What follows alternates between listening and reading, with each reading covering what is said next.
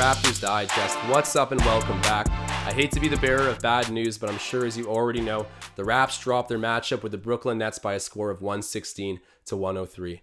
Definitely not the result we were looking for after an ugly home loss in what was the final seconds of the game versus the Cleveland Cavaliers. You come out today versus the Nets, end up with basically the same feeling that you just blew this game at home. It's overall terrible.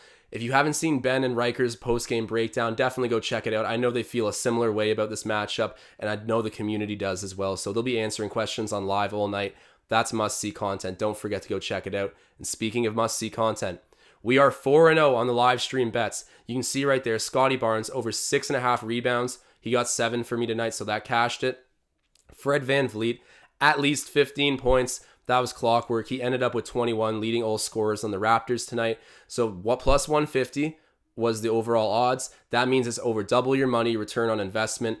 Nice little hit for us. It's our 4th in a row, as I've been saying, but gamble responsibly. I know a bunch of people in the live streams along with myself have been cashing out on this. It's a ton of fun, but I'll say it one last time. Bet responsibly, everyone, and join the live streams and check out YouTube Shorts along with our Twitter to get these betting lines pre-game, and I'm always curious to hear yours. But without further ado, I definitely got to give my quick breakdown of what I saw out there. So Pascal Siakam comes back into the lineup for the Toronto Raptors. This has been much anticipated.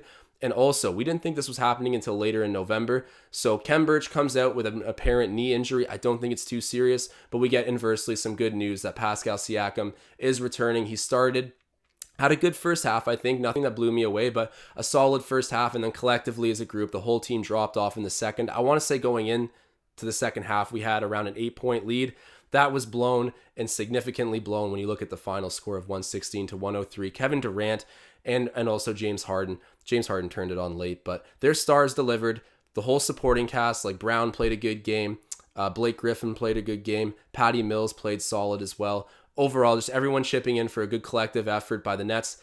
They stayed the duration of the game and got rewarded in the end. Unfortunate for the Raptors. Svi Mikhailiuk struggled tonight. I thought Precious was really good, but these are all part of the 5 takeaways that I'm about to give you. So without further ado, I'm going to go ahead and get into my first takeaway of this game versus the Nets. It was my last takeaway of the video that I did on the Cleveland Cavaliers.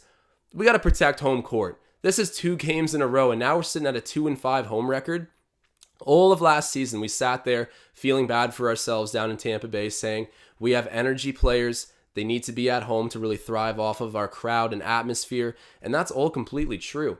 But when we get back home and have deflating losses like this, I wouldn't even say we got, obviously KD and Harden are going to do them, but we had a lead going into the half. We could run with them, and we ended up losing that race. Not what you want to see at home. We have aspirations apparently of being a top 4 seed in the East. Everyone believes in this team. We know we're being slept on. And if that happens, you're going to need to make use of the home court you're rewarded with. So good teams take care of business at home. We got to pick up on that pace. It's never been an issue for us in past years. It's only been a strength. Hopefully we can get back to that. But second takeaway of the game here, Siakam, I don't even know where you sit. He needs a go-to move. I understand I sound like a broken record with this. We saw a lot of it last season down in Tampa Bay. I'm just rehashing all sorts of open wounds for Raptors fans, but last season, we allowed it to happen. We kind of wrote everything off. We said, Pascal, go out there and just try to be the best offensive player you can. We'll give you the last shots. You kind of have free reign. And even though he had good averages, career best averages, really, he didn't perform and lead us the way we had hoped he would. Blew a lot of last-second opportunities, and the fans were hard on him. I was willing to forget all of that. I definitely have a ton of respect for Pascal Siakam, and tonight I'm not writing him off either. I'm just saying it's still glaringly obvious that this guy does not have a go-to move. He slashes around in the paint until the play is broken, then he attempts to score off of the broken play or get fouled. I just don't think that's a consistent recipe for success. You need a decisive move and shot selection that you like to go to and know you can get off in the last few seconds of the game. Who takes our final shots will start to be more of a debate going forward, but even though the game wasn't close in the end tonight, I could still see that Siakam, when we needed to dent the lead, he could not find a go-to move that was consistently good for him.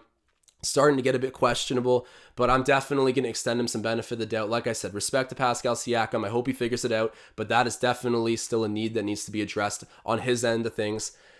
And for my third takeaway, Precious off the bench looked great. 13 points, 8 rebounds, 1 block, 1 steal, but that doesn't even tell you the full story. Those 13 points came off of some nice mid-range jumpers. He jacked up a 3 tonight and hit it. He had some timely buckets too. I loved Precious off the bench. At 6'9", he's not really a very large center. He's undersized for the position, definitely, even though we are relatively positionless.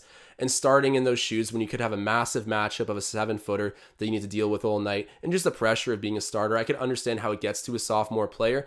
But tonight he looked comfy off of the bench. We got some statistical results. The eye test was off the charts with Precious. I think it was a good redemption game for him, and maybe we'll continue to run him off the bench for the foreseeable future so long as he performs like this. I think it was a helpful change for him tonight, and that was a big takeaway of this game for me.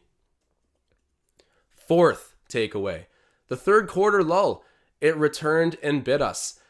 Like I said, we've had good first halves, but then the third quarter comes around and we just fall asleep. We allow the Stars to get their teams back into games. I know this happened, I think, against Orlando, even in a game that we won. Pretty sure it happened against the Mavericks, definitely happened against Cleveland. We gotta clean up in the third quarter. We can't just hold on for dear life and expect the best. It's been a recurrent issue. We've been talking about it in the chat. We got to play from opening tip-off to the final whistle if we want to make it to a top 4 seed like we've been saying. And you do all that hard work in the first half just to let up and need to fight so badly in the fourth. And it didn't work out for us tonight. But the third quarter, again, is a huge takeaway for me. It's a time when we're consistently struggling. I'm sure Nick Nurse will make some adjustments, maybe a different game plan going into the third quarter. But at the end of the day, you just got to be consistent with your effort as players. That's a big takeaway for me. Oh, wrong animation. Takeaway number 5. Should we run the offense through OG and Scotty? This is like an open-ended takeaway. Of course, it's posed as a question, but this is something I was hearing a lot throughout the live stream tonight, and I think there's a lot of merit to asking this because if Pascal doesn't get that go-to shot, I'm not going to lie, I think OG and Scotty have found more consistent go-to moves. I understand that Pascal might find a way to average more, but when it comes down to in the clutch, I just think OG knows he's more comfortable getting to his spot than Pascal is. Pascal needs to break the defense completely before he has a hope of scoring most times, or just get an open 3 or, disrespected inside the line. So you go ahead and just shoot an open shot. But other than that, Pascal does not create his own offense that efficiently. I'm starting to see OG do it. And we already know Scotty Barnes in the mid-range has been just unconscious. He pulls up, he looks calculated and poised, and he's made the most of his opportunities. So if we don't see this go-to move develop from Siakam, I'm starting to lean towards handing more of the offensive reins to OG and Scotty because I've liked what they've done more so far, just off of, let's say the past 8 months, I guess. Siakam still deserves benefit of the doubt, but it is going to be a short leash, I think. The Raptors want to get something done this season. But guys, that's all I have for tonight. I'm posting this in the morning, so if you're seeing this, I hope I helped summarize the game for you. Comment your thoughts, maybe anything I missed or got wrong in this recap. Think it was pretty spot on, but check out the live streams as well. They've been a ton of fun. As I've pointed it out, man, we are 4-0 on the bets recently. I hope everyone's betting responsibly. It's been a ton of fun. I just got to reiterate that because I care about our community, and I do not want to be responsible for huge wins or huge losses. But check it out, man. Come make a little bit of money and have some fun. And I'm hoping the Raptors can get back on track. I will see you next game in the live. And thank you guys so much for supporting the channel and checking in with my recap. I'm signing off.